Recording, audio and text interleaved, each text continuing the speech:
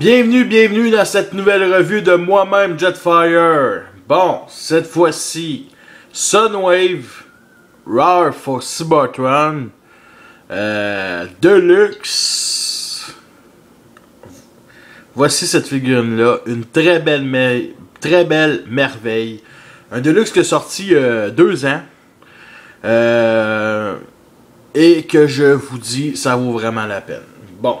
On va commencer par les détails tout simplement. C'est un truck cybertronien, ok? Dans War for Cybertron, les véhicules sont divisés en 4 catégories. Les voitures, les trucks, les tanks et les jets. Ok? C'est un truck, fait qu'il lance des missiles. Il sort des missiles du capot. C'est un mode qui ressemble beaucoup à son mode Fall of Cybertron. C'est les épaules qui sont différentes. Mais ça vaut vraiment la peine de l'acheter. Bon, c'est simple. Des pics ici. Genre de pare-choc cybertronien. Que ce soit ici les pics ou les pics d'en bas. Qui représentent ces 3 griffes-là. Représentent les genres de pitons dans G1. En tout cas, je vais vous faire comparer ça tout à l'heure. Des roues cybertroniens avec des petits signes. Un petit visage de, je dirais, Sunwave ou d'un Decepticon, là, un petit visage assez drôle. C'est pas vraiment des visages, c'est plus des signes, en tout cas. Les couleurs, les traces mauves, ça représente l'énergon qui sort un peu de son véhicule, de son mode véhicule. Derrière, des genres de phares cybertroniens, peut-être des propulseurs ici. Vraiment, c'est un maudit bon design.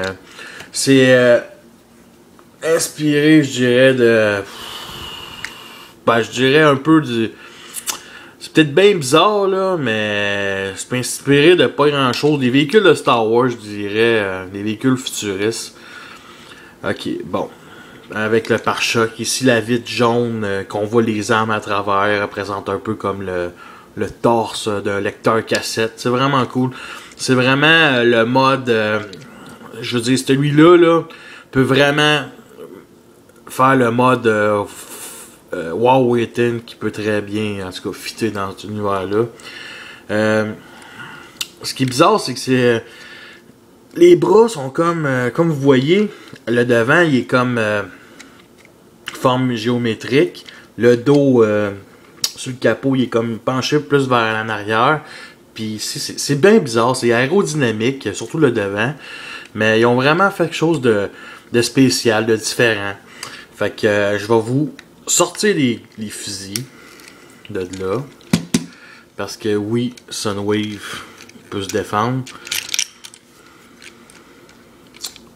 Sunwave qui a un mode qui est pareil comme le mode G1, version cybertronien. Vraiment là. Une très belle pièce. Bon, voici les armes, son lance-missile. Parce que le côté du lance-missile, c'est le côté, son côté droit. Donc à gauche pour nous.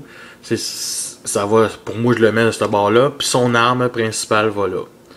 Puis, ce qui est vraiment intéressant, c'est que son pare-choc, que je trouve que c'est moi-même qui l'ai trouvé tout seul. On fait juste baisser ça, remonter ça. Et ça forme un énorme... disons que Sunwave s'y attaque de devant, puis il rentre dans un autobo. Le autobo se fait déchiqueter en 2. Bon, c'est quand même cool comme trouvaille. On peut même, avec du custom, là, vous pouvez même faire des petits mini-cans, des petits minions, petits robots. Je suis sûr que qu'on peut mettre là-dedans. Le Sunwave va ressortir en Voyager Fall of Cybertron que je trouve qui est nécessaire. Il est pas nécessaire pantoute.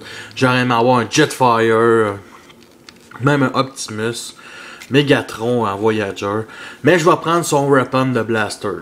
Fait que je vais avoir un Blaster War for Cybertron, Fall of Cybertron, puis je vais avoir un Sunwave Deluxe War for Cybertron. Fait que c'est pas si pire. On va vous faire comparer à son Transformer G1. Ok, ça c'est mon propre...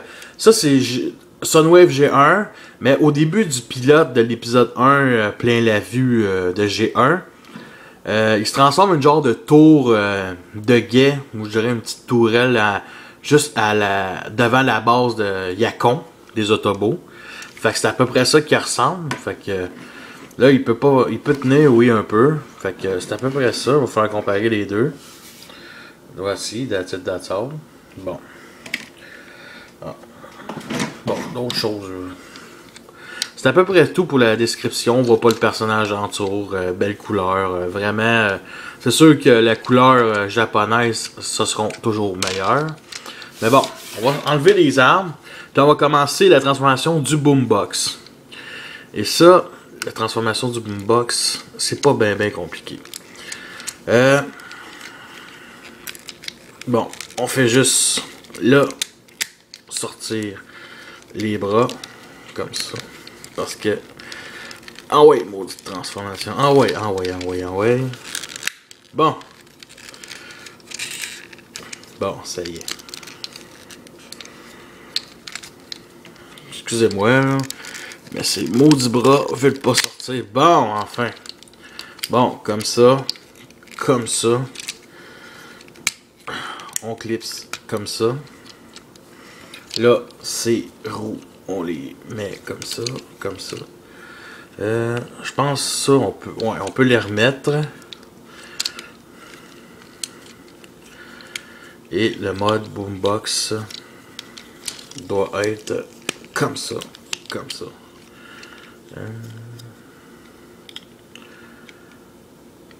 C'est juste trouver la méthode.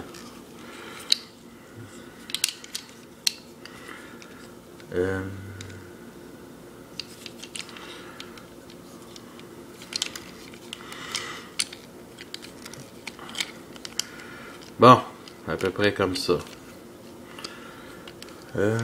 Après, on clipse l'autre bord. Comme ça. Comme ça. On en remet la jambe comme ça. Et... Bon!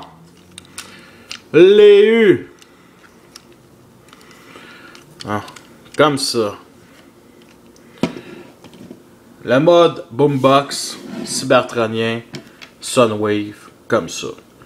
Vraiment, merci aux Américains, ou je pense à Miss Transformers, de m'avoir donné l'idée de... Parce que j'avais fait mon autre revue il y a 2 ans. Regardez sur ma chaîne, c'était, disons, pas vraiment fameux. Bon, mode Boombox Cybertronien, vraiment beau. Il y a peut-être ici qui... On peut peut-être replacer les mains correctement, mais à date, là, c'est surtout pour le devant qui ressemble beaucoup. Fait que c'est à peu près ça. Fait que je vais vous faire comparer, bien entendu, à son mode G1. Bon. Voici à peu près. Mode G1, mode Warforce Cybertron. Quand même belle comparaison. Bon. À peu près ça. Maintenant, on s'occupe de la transformation qui était bien plus simple. Bon. Là, la jambe, nous le replions comme ça. Même chose avec l'autre jambe. On replions, nous mettons ça en avant. Les jambes, on les clipse. On replie le talon qui est ici. Même chose au bord. Le talon. Les bras, on fait juste plier comme ça. Comme ça, on les remet par en avant. On tourne. Et on sort la main. Le poing. Comme ça. Même chose l'autre bord. Comme ça. Comme ça. Comme ça. Ok. Comme ça. Bon. Wouh! That's it. Comme ça. Après, on replie ici les roues en arrière pour que ça fasse ça. Comme ça. Moins gossant. On en remet comme ça. Les crochets, on n'a rien qu'à les mettre comme ça. On peut les mettre de l'autre bord, mais ça fait moins... En tout cas, moi j'aime mieux ça de même. On plie les petits devants de la voiture. Et nous avons le mode robot. Le lance-missile, on le met à côté de son épaule. Et son pistolet, l'autre bord. Bon, comme vous voyez,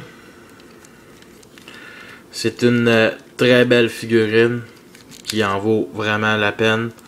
Tout le monde, je pense que tout le monde l'a acheté. Beau Sunwave, mode cybertronien. Vraiment, vraiment très beau. Bon, bien entendu, ici, les pitons. Bon, attendez un instant. Je vais vous faire comparer.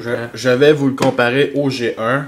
Bon, les pitons sont représentés par les griffes, le lance-missile, même chose. Armes. Il n'y a aucun vraiment rapport. C'est surtout les pieds aussi. Les pieds plus cybertroniens. Des pieds terrestres, en tout cas, vous comprenez le genre. Disons que lui, il a vraiment fait cybertronien. Lui, c'est un vieille figurine G1. Fait que ça vaut vraiment, vraiment la peine. La tête. Comparaison de tête. Attendez un instant. On voit que celle-là est beaucoup plus vieille G1 aussi. Celle-là aussi, elle est beaucoup plus détaillée, beaucoup plus menaçante. C'est à peu près ça. Bon. Après la comparaison, les dailles. Bien entendu, comme les traces mauves, c'est encore voyons, excusez-moi, de l'énergon. Même chose ici. Les pattes qui ont l'air vraiment, vraiment. Des souliers de clown aussi un peu. C'est qui me plaît moins.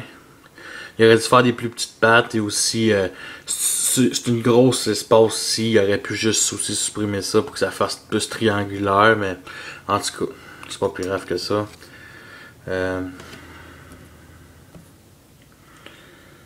Bon, maintenant, je reste à peu près ça. La tête extrêmement menaçante, avec des yeux rouges au lieu de jaune. Dans Fall of Cybertron, ça a modifié un peu les épaules. Elles sont beaucoup plus petites. Du coup, je me comprends. Les personnes qu'on joue, je pense, vont comprendre un peu. En tout cas, c'est vraiment une belle figurine aussi. Il y a aussi les foutus roues ici en arrière qui est trop... qui prend trop de place. C'est surtout les griffes qui prennent de la place. En tout cas, il aurait pu changer ça, mais en tout cas, c'est pas plus grave que ça. Les compartiments ici qu'on ne fait que plier, qui paraît trop ça en mode figurine, mode robot. Bon, articulation, 360 degrés, les jambes, les pieds aussi. Les bras, 360 degrés. On peut une articulation au coude aussi au genou en passant. C'est vraiment, vraiment bon. Les épaules peuvent tourner, peut aussi espacer comme ça, bouger comme ça, vraiment cool. Fait qu'on a une vraie figurine de Sunwave articulée. Puis on a son torse qui peut changer de même avec les griffes qui descendent un peu, puis ça fait sortir le mini-con ou les armes. En tout cas, c'est à peu près ça. Fait que merci pour pour regarder cette revue-là. Ça faisait longtemps que j'en ai pas fait, mais oui, je trouve pas que c'est la meilleure, mais c'est pas grave. Fait que merci, commentez et à la prochaine.